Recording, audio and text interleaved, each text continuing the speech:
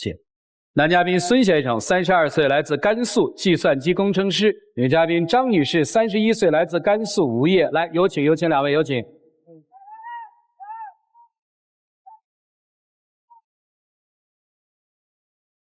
欢迎两位哈。结婚几年了？结婚4年了。孩子1岁多少个月啊？1岁3个月。男孩女孩啊？姑娘。姑娘哈。哦，今天来是希望先生多跟孩子沟通和交流，还有别的吗？还有了嘛，我是一个就是全职的宝妈妈，家里面大大小小的事都是我去做的嘛。然后他在外面上班，就是家里面啥事就基本不过问。还一天就是来就老抱怨我这个没做好，那个没做好，就是我感觉心里面挺委屈的。我虽然在家里面工作，他在外面工作，我们都是在工作，我也挺不容易的。我也不想就是天天老抱怨。行，咱们慢慢诉这些苦，从哪开始说呢？就感觉我们俩结婚以来嘛，就感觉性格上就是慢慢的感觉就是很不合我这个人就是干啥事情就是急脾气嘛，但是他就干啥事情磨磨唧唧的，就是半天给你把这件事情决定不下来嘛。有一次我们俩就要去转两边的亲戚嘛，买了好多东西，我就说是咱们赶紧得送过去，本来都是新鲜的嘛，不然就耽误了。但是他就坐在车上给你想过来想过去，分析来分析去，就说哎呀送到这边那边又不行了。我说你赶紧弄吧，你弄完了咱们时间赶上还是都去送的，都是新鲜的呀。但是他就在那给你磨起来磨起去的。他去买东西的时候，因为是我们去两边家的亲戚嘛，不在同一个道上。肯定那么多东西我得分析一下，对吧？先去送哪边呢？这么多东西我得归类，怎么送最快？怎么送？你看大家都可以拿到最新鲜的，对不对？哎呦，就这点事儿你们也那个，还是会吵架的。听他的，他说先去哪儿就去哪儿，多省心啊！开个车，你看，哎呀，真是，就这事儿啊。没有，还有一个不是性格不合，这顶多也就是两个人较劲嘛。来，我就感觉还有就是我们家孩子3个多月的时候啊。大半夜就是孩子突然发起高烧嘛，我就说是你赶紧起来，咱们带孩子去医院嘛。本来孩子发烧是一件就是挺危险的事情，但是呢，他就在那说你去把孩子奶粉啦，要不是那衣服收拾好，咱们再去嘛。我一想，这孩子的发烧本来就是一件严重的事，不赶紧去医院，你在那收拾来收拾去，那我就感觉当时特别来气嘛。因为是当时这么情况啊，晚上是孩子发高烧嘛。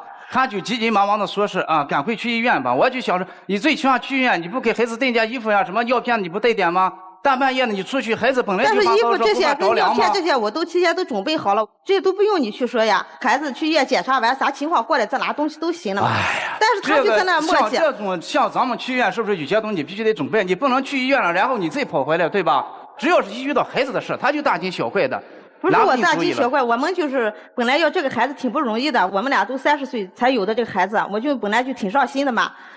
他这说起孩子啊，你说对，性格上不合，还有一个，我记得给孩子办那个户口的事情我说你赶紧把那个户口去给咱办了。我们不是现在在银川这边工作嘛，家里面那个户口没有转过来嘛，我说你办了以后，孩子有时候感冒发烧住个院啥的，就是咱们抱起来就是挺容易的嘛，这不用跑到甘肃那边去了嘛。但是我就天天催，他管都不管，就说我忙着了，天天催啊。就像你说的，关于给孩子办这个医保的事儿，他说的就说是今天去办，今天就能去办吗？再说你上班你不得请假，能不能请上假呀？就说回一趟甘肃也不是说那么容易的。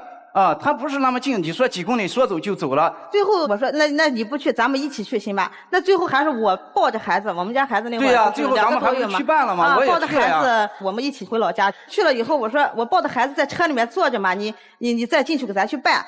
结果他一会儿给我出来说，那个办户口的人出差去了，办不了，让把东西放下，办好以后咱们就给咱们邮过来了。我说那不行，都超过3个月了，我们这么远的路过去办都超过3个月，再不办那个就是医保就办不了了。我说那你要不你把孩子带着，我进去我去问一下。我进去我就跟那个值班的人我说，我带着2个月的孩子从那边过来也要7、8个小时嘛。我说我这个户口你们最起码有个值班的嘛，我就这么跟他说了。结果那个人说那行我给你办了。为啥我进去办了以后呢？也不像你说的那样，因为当时我们去一块儿去办的户口嘛。我问值班人员，他说是办户口人出差了不在。我确实去问了，他说办不了，又不是我不去办。但是为啥我进去我就办了呀？我也好好说的呢。我说我们要办户口，为啥他给我办了呀？办了呀，办下来了。证明你能力比你老公的办事能力强。但是我就感觉让他家里面做个啥事，他也磨磨唧唧不做，让他外面去办个事，还是要让我出面了，我就感觉心里面特别累。所以这个家里离不开你啊。不是，还有一天落到他的抱怨了我在家里面不是带孩子嘛，刚学会走路那会儿，就是爱到处乱跑嘛。我记得有一次就是头上磕了个小包嘛。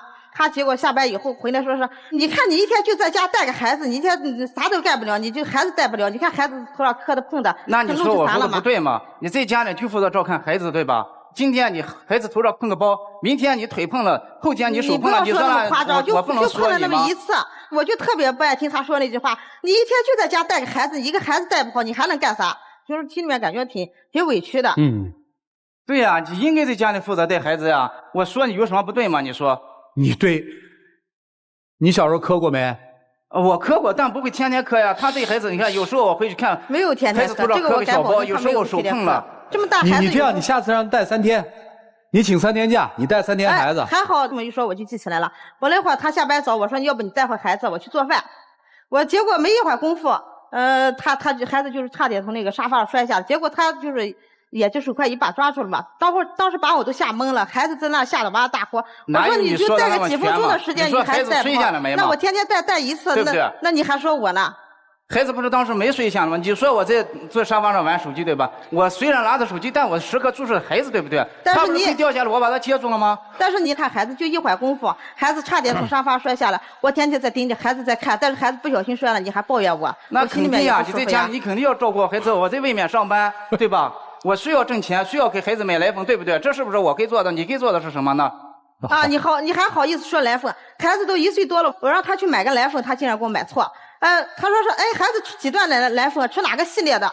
打了3个电话，说了3次，他竟然来给我把奶粉买错去了。是买错了，你说那么多奶粉罐一样的，你得给我说清楚呀。对呀，就是我们俩以前一起买过奶粉嘛，还是一起去买过奶粉呀。不，你别吵了，别吵了。但是他没有，他不是别说了，让一句。让我稍微安静一下，特简单的事儿，拍张照片发给他，拿这个买就买，不错嘛。你们想办法解决问题。我就感觉他对孩子的这个事情上不上心嘛。不，你不要把他那个无限的上纲上线，好不好？咱慢慢说啊，好不好？就感觉就是孩子的事情，虽然你在外面上班去了，最起码你也操点心。那孩子晚上半夜起来3、4次，起来闹的哭的时候，有时候被子没盖好，我都去操心，他从来都没管过。晚上孩子哭了闹了，你不起来看，你让我看，我第2天怎么去上班，怎么去挣钱，对不对？哎呦，你一个月到底挣多少钱啊？我一个月挣不了多少钱。我觉得你挣的比比尔盖茨他们都挣得多，你知道吗？我要挣钱，我挣钱，你该干。他应该在家处理好的。那你应该干啥？我就这边负责上班挣钱就可以。挣多少钱啊？我一个月工资也不高，3000多吧。就可以这样了。我认为因为是我。那你要挣5000多，那怎么办啊？那也不是。你要挣5万了，可怎么办？家里像这些事情嘛，是应该他来做。女儿是你的吗？是。该不该管？我也管呀，不是说不管吗？你真较劲，你们俩真是。你们俩怎么认识的？怎么就结了婚的？我们是通过朋友认识的吧。谈了多久恋爱？有1年多吧。那您以前工作过吗？做什么工作的呀？我以前在幼儿园上班。那就赶紧回去上班吧，你省得那个是吧？那关键孩子没人带。人家去幼儿园挣钱去，您回家带孩子，没啥了不起，行不？我觉得孩子还应该是他来带。你是不是带不了啊？可能吧，我感觉我们家孩子也挺皮，确实不好带。不好带。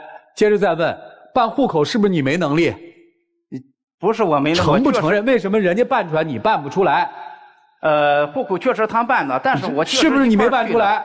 是。2个人同时办一件事，你没办成，人家办成了，是还是不是？是。承认咱不如人家吗？不就完了吗？带我们去办的时候，是我们一块儿去。是不是人家办下来的？是。你进去了没办出来？对。他进去了办出来了，在这个问题上，是不是他比你能干？户口确实是他替我们办出来的。说咱不如他，完了吗？较那劲呢，真是，确实不容易哈。全职太太是不是非常非常辛苦？本来现在在家带孩子，就感觉跟与世隔绝了。一天就再收一下他的眼色，就感觉心里面挺委屈的。就是其实你也不要他什么，就说2句好话是吧？结果这家伙最起码来一句好话都没有，对，还挑剔你是吧？对，罢工不干了。有这个想法了啊？有这个想法。您可千万别这样，我是胡说的啊！应该怎么办？你听老师们的吧。咱们一起进入新阳美容 APP 丘比特问卷。我听你们俩说话就跟我们家楼上在装修一样。哎呀，吵得我呀，脑袋嗡嗡的响。我就想说，谁稍微喘口气，让我听明白上一个人在说什么。但是根本就不是，你一句我一句，你一句我一句的。你们俩谈了1年多的恋爱吗？是。我感觉你们俩就像昨天认识，然后今天结的婚，完全不了解对方。第一个问题就是性格之间的矛盾，急脾气遇上了慢性子。他慢这个事儿，谈恋爱的时候你就知道呀。但是感觉越来越磨叽。他不可能越来越磨叽，他只能是一如既往的磨叽。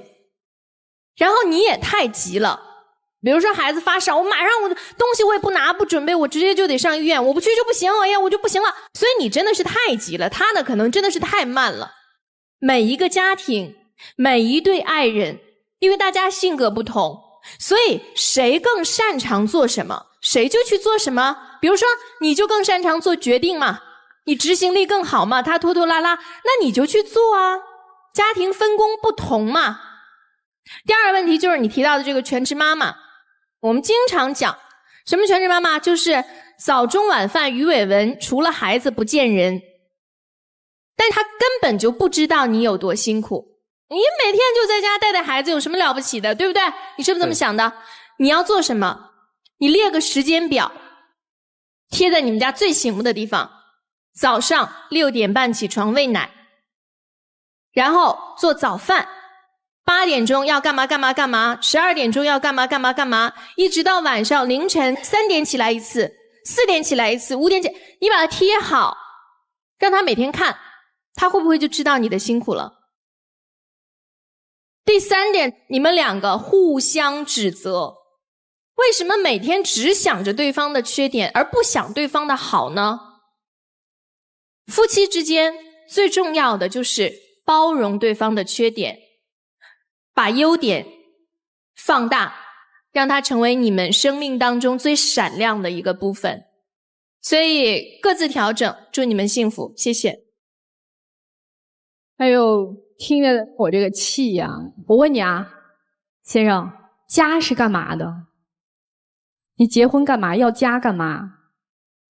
您说您每个月只往家里面交3000块钱左右，您就敢在这儿耀武扬威，更何况您只交钱，这叫什么呀？这叫投资者，这不叫老公，不叫爸爸，您所有的责任全部都没有履行，然后站在这儿说大话，说风凉话。你就在家带个孩子，孩子还看不好，你带去啊。人家不是不能出去上班，人家说不定1个月挣的比你多呢。你说你在家带孩子就这么一件事儿你都带不好，好，你在外工作就这么一件事儿，你怎么只挣3000块钱，不给我挣3万块钱呀？一个道理啊。而且换句话说回来，在家带孩子这件事儿，你知道在家的过程是什么样的吗？我问你，孩子哭了，电话响了，然后那边煤气水开了，然后这边我又内急，你说我先处理哪件事儿？你告诉我。你知道女人是得抱着孩子上厕所吗？从来都没有做过这样的工作，从来没有体会过妻子的艰辛和辛苦，然后就在这说这样的轻易的大话，你怎么能不叫人寒心？你在外面合着工作有休息时间，能调整有午休有下班的点儿，他有吗？他1年365天全年无休息啊，无假日啊，这就是全职主妇啊。所以今天来这儿，我就希望你明白一点，全职妈妈是这个世界上最难做的一件工作，任何人都没有办法说能够完美的胜任它。妻子，我想说的是，虽然我刚才说了他这么多啊，确实他这个问题真的挺让人难过的，说的那些话。但是你知道他为什么可以那么理直气壮地说出来吗？因为您总给人一种咄咄逼人的感觉，就虽然全是您的理儿，但不知道为什么这话从您嘴里说出来就觉得不占理儿。你想过这个问题吗？就是你有那么多的辛苦，但是当你把这个东西挂在嘴上，用那样的方式说出来的时候，就觉得特别不值得一提的感觉。所以您的脾气要改，在孩子的问题上不要变得那么敏感，那么焦虑，因为您焦虑，孩子也一样的。对于先生来说呢，我觉得就是你让他去做一天你做的工作，然后您呢，现在开始要学会充电。孩子送幼儿园之后，您要有回归社会的这个能力的，不能在这几年之间丧失了这个能力。有很多的事情要放手让他去做，好吧？好的。祝福你们，谢谢。其实我看起来啊，你们有太多的不同。这个不同导致其实你们对生活做了自己的选择。比如说女士可能能力更强，孩子幼小的时候更需要母亲，所以她是非常有勇气的承担了最难的那一部分。而先生本身就是一个做事优柔寡断，没有妻子那么有主张的男人，所以你选择了去做一份你之前就做的相对习惯的工作。其实你承担的是较轻的那一份，你明白吗？所以既然我们做了选择，就要忠于自己选择的初衷，做好自己擅长的那一部分。你选择了去在外工作，但是别忘了你还有一个角色，回家你就是父亲，就是丈夫。所以你只把外面工作的这个身份做完了，你认为就结束了，那你太自私了。而女士其实选择虽然是说做了全职妈妈，你还有一个角色叫妻子。不要只盯着孩子，你们忽略了现在你们的彼此角色，你为夫，他为妻。如果你们能够跳出只是新生儿、母亲、父亲的角色，重新去审视我们作为夫妻的角色，其实就会放松很多。女士，比如说啊，这个男人工作回来，他其实也有情绪，他也疲惫。那我们能不能这个时候去关心一下他？也许当你说老公你别看孩子，你这么累，我来看，他自然放下了这种戒备和焦虑，他就会放松说，哇，我的老婆很体贴我，我也要体贴她。老婆你辛苦了，在家看一天孩子，我把外边工作的压力和不愉快放到门外，我帮你带孩子。这是一种良性的互动，一种良性的沟通。而先生，你也要抬眼看看你的妻子，不仅仅是想到你就是看个孩子都看不好，这种话说出来多伤人啊！你应该看看他是不是因为疲惫增添了一道皱纹啊？是不是因为做全职妈妈可能最近都没有穿漂亮的衣服？我相信当你们重新去审视夫妻关系的时候，一切事情就变得相对的放松，相对的平静。孩子是你们爱情的结晶，你们共同去爱他，你们也要好好的去爱对方，爱彼此。祝你们幸福。针不刺到肉，不知道疼。很多男人觉得女人带孩子就像女人会生孩子一样，那是她天然的本能和天然的使命，这事儿跟我没关系。但唯独只有那些离了婚，然后老婆带着孩子改嫁的这种家庭，受过这样的生活过往的男人，可能才会理解，其实孩子也是自己的。在家庭生活当中，这个男人承担了比较轻的，这女生承担了比较重的。家庭要不要有分工？当然应该有分工，但这种分工是为了家庭能够更好的运转，增进夫妻感情。但是在有些人看来，这种分工变成了交换。我做我分内的事儿，那你就得做好你分内的事儿。你做不好，我也不会帮你，因为我分内的事儿我已经干完了。这就像在一个公司里一样，分工是为了把合适的人放在合适的岗位上。但是家庭并不是公司。如果按你们的这种按能力来划分，合适的人放在合适的岗位上，你去做幼教，一定比他的3000块钱的工资是要高的。但是分工的标准还要照顾到所谓的自尊，要照顾到所谓的面子，所以在很多家庭生活当中，不能完全做到在职场上的合适的人放在合适的岗位上。那么被照顾了自尊的人，内心就要有感恩才行。就像刚才主持人一直问你说，就办户口这个事儿，你承不承认你比别人差？你就死活不承认。就这事儿人家干成了，你夸奖一句不行吗？老婆你真棒，这事儿我没干成，给别人一句夸奖不行吗？你不能两头你都占，事儿别人干了得不到一句好话，还要说这是你应该的，久而久之这心不就凉了吗？我们至少要表示一种感谢，而不能去否定的。久而久之你否定多了，比如说他带孩子这么辛苦，你还得说他带的不好，那他就会认为我这种付出是没有意义的。所以我将来我就不把我所有生活的幸福放在和丈夫的互动上，而放在孩子身上。所以很多女人在结婚若干年之后，她的口头禅就是至少我还有孩子。你不要把自己边缘化，到了最后你就变成了自己过自个儿的了，他跟孩子过，你说呢？所以呢，我认为其实男人既然已经承担了比较轻的家庭责任，那我们在生活当中就要学会说说好话，而不要总是说一些冷嘲热讽的一些否定对方的话，好不好？好，行，就这样。这其实是一个现实问题，大家或多或少都有过这样的经历。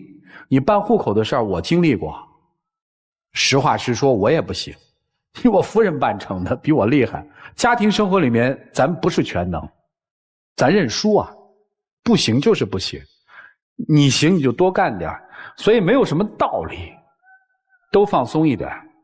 想一想，老婆一个人带孩子确实不容易，想一想老公在外面挣钱也要受一些气的，这事儿就完了。学会赞扬，老婆不就要这个吗？你给她点肯定承认，是吧？以后不那么喊了，不那么吵吵了，还好快熬出来了，3岁嘛，还有1年多就要上幼儿园了，对吧？快熬出来了。所以大家说嘛，生娃其实是个坑嘛，怀着的时候想卸货嘛，卸了货就好了嘛，卸了货出了月子就好了嘛，到了1岁就好了，断奶了嘛，到了3岁进了幼儿园就好了嘛，小学又该来了嘛，上了小学就好了嘛，初中又来了，青春期了嘛，上了初中又好了，高中又考大学，考了大学就好了，怎么又该结婚了呢？后来你发现忘了一件事儿了，自从有了娃就忘记了我还有个老婆，那个老婆就忘记了我还有个老公，把咱的日子过好，娃的日子自然也就好了啊。好了，接下来一起进入那几天喝古方红糖，真情60秒。听了老师和你说了这么多我确实也体会到了你带孩子的不容易。咱们这家里大大小小的事情都需要你一个人来操心。我可能以前那种错误的想法吧，就认为你在家里应该做很多。像我这里面负责上班就行了。我也努力改变这种错误的想法，在以后的日子里争取更多的时间来照顾好咱们共同的孩子，做好一个丈夫应该做的，维护好咱们的小家。今天就是像你说的，如果像那样，我们就是共同就是把这个家建立好，我们各有错误吧，自己发现自己的错误，自己都改变吧。好，谢谢你们，请回。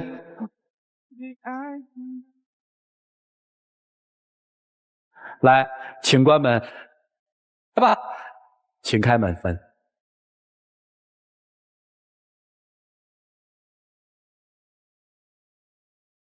就在一起，谁让我们相遇？以后的日子，我们一起相依。我辛苦了。到底学理工的啊，直线的距离最近，绝对不兜一步啊！来，有请我们的小话筒，有请。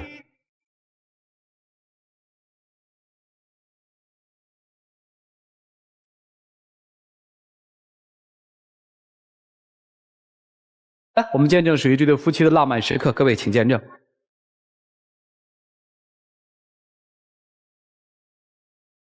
老婆，你辛苦了，我确实也理解了你的难处，我以后会好好的照顾家。